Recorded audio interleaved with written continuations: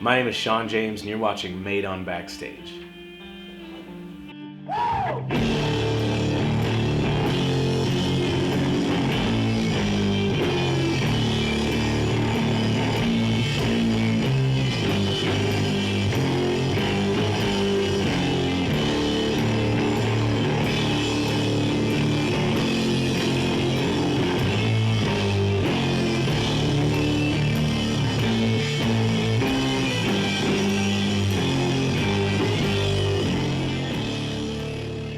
Later this evening, I will see you for the first time live on stage. What should I expect? Since it's me with the Shapeshifters, it'll be more of an intense, heavy, loud, rowdy rock and roll type experience, as opposed to just the acoustic.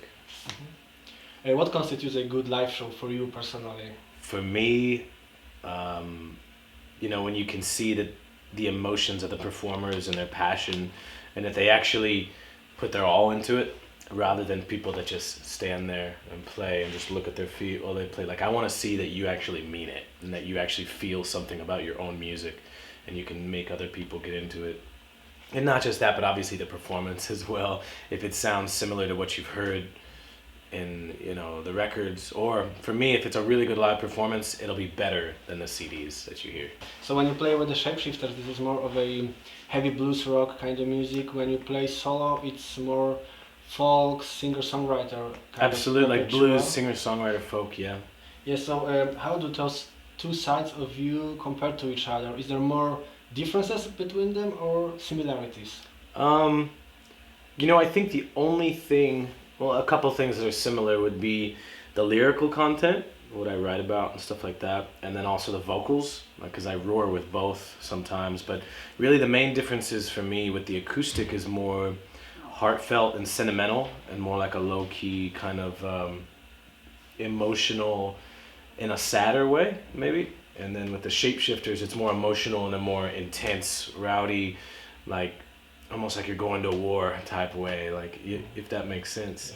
But I mean, there are similarities, but they're really two different types of worlds of music. And I found that I need both to kind of balance each other out so that I can be happy musically as a performer and musician. Yeah, you also said that when you are too long in one of those modes, like too long in the solo mode, then you miss the band. When you are too long in the band mode, you start to miss this more intimate solo shows. It's true, and when I balance them, I find that feeds each other. Versus when I just do one, I might get tired of one and I'm not writing music for it, and I'll want to write music for the other. But when I do both, it helps it both grow, if that makes sense. So recurring themes of your records are powers of nature's animals. You wrote about bear, wolves, hawk, raven, snakes. What is it about those primal animalistic powers that you find so inspiring? Um, I, I think what it is, especially with the bear, the wolf, and the hawk, those are concept EPs based on each animal. And each of those animals, in my mind, represent a different kind of character, different wild way of being. Like the wolf is in a pack and it's very survivalistic. And the bear is more of a, no one messes with the bear really, and he hibernates and he comes out. So they all inspire different music for me to write because of the association with what I think that the animals represent. And it's not just animals, it's also mythology and legends and folklore, and I take from many different things that inspire me. But animals are big because I associate either a feeling or like a general presence with every animal, whether it be an ant or a snake, like you said, or a bear. Each one of those things makes me think and feel something different. And so because of that, I write something different, and it's more a scale. It broadens my writing capabilities, I guess. What is your spirit animal if you have to choose one? The wolf. Yeah, for me, yeah. My father was always known as the wolf man back in the day. And I've had a lot of interesting experiences with wolves Yes, in the wolf sanctuary. yeah, a lot of things. So I would say the wolf for sure. You said once that music was your therapy. What do you feel is your mission when you bring your music to other people? That's a good question. And in the past, music is still my therapy. But in the past, and every time I go through something really difficult in my life, I feel that music enables me to release an emotion that I might do in a more negative way if I didn't have music, whether it be anger, sadness, joy, um, sorrow, anything of those things. Music helps me to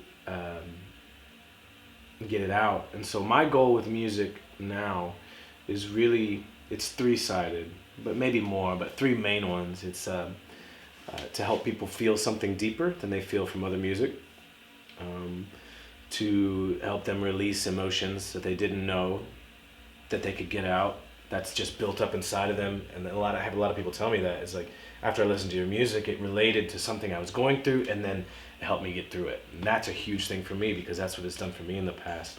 The third thing, which I see as ultimately the more futuristic goal, and a big reason of why I keep doing this, is to inspire, hopefully, the next person coming up, or inspire someone to take what I have done and to grow off of it and to do even more than I have done. You know what I mean? If I can help people out, help them release something, help them feel something, and then ultimately inspire them to change or to do something that inspires other people, then I'm successful, in my opinion. So those are my three main goals with the music now. Mission statements. Yeah, mission statements. There you go. So you derive from your own heavy emotional experiences when you write lyrics? Sometimes, yes. Sometimes it's based directly off of things that I've gone through. Other times it'll be a character that I create, that I then put myself in the shoes of that person and create like an environment and a story for them. And then I picture myself as them. And then I write the song almost from their perspective and try to think of how they would feel if having gone through that. So that's typically how I do it. It's based off that or something really deeply emotional that I've gone through. Yeah. After tragic events in Las Vegas earlier this month, you posted on your Instagram account a quote from Leonard Bernstein about fighting violence with art, with making music. Do you think that this is possible, that music can have this power to change the world, to have this positive impact on humanity? I do think it can, but I don't think it's the only thing that needs to happen. But for me as a musician, with the amount of people that I reach and with my touring and everything, I think for me one of the greatest things that I can do personally is through music. That might not be everybody's answer. It might not be everybody's answer to do something through art. But as an artist, I feel like it's the artist's responsibility to react very heavily and very deeply based on those things that happen, and hopefully your expression and your interpretation of it through your art might, like I said before, help someone out, help someone change their mind, help inspire someone to do something else. But I don't think that it's the only response. You know, as artists, that's what I think we should do. But someone who is a politician or an activist, or there's something that everyone can do. But my response in that way, I took inspiration from it because I really relate to it, being a musician and an artist. So I felt that was one of my strongest things that I could do in response to that. Yeah. You tour a lot. It's like between 200 and 250 shows a year. The last 3 years was like 120 to 150, and this year is like 200 plus. Yeah, the more than I've ever done in my life. Yeah. What is your take on it? Because there is this kind of mysticism surrounding musicians going on tour, visiting places, playing on stage. Is it also glamorous like most people think, or is it more like a hard work? I would say it is only 10% glamorous. And the glamorous is, for me, more about meeting the people that listen to the music and getting to hang out with them and maybe have a little party every now and then. But 90% of it is nowhere near as glamorous or what everybody makes it out to be. It's pretty difficult work. You know, you get into a routine eventually every tour. You know, you wake up, you get in the vehicle, you eat breakfast, you get in the vehicle, you drive anywhere from 2 to 10 hours, you get to the venue, you sound check, you eat dinner, you meet some people, you play the show, you meet them at the end of the show, you shake hands, you have fun, you get to know some people that love your music, and then you go to bed, and then you repeat it every day. And it becomes a routine and a process, but I love it. But no, I think people think that there's like this rock star thing that happens, and I think that it can be that way.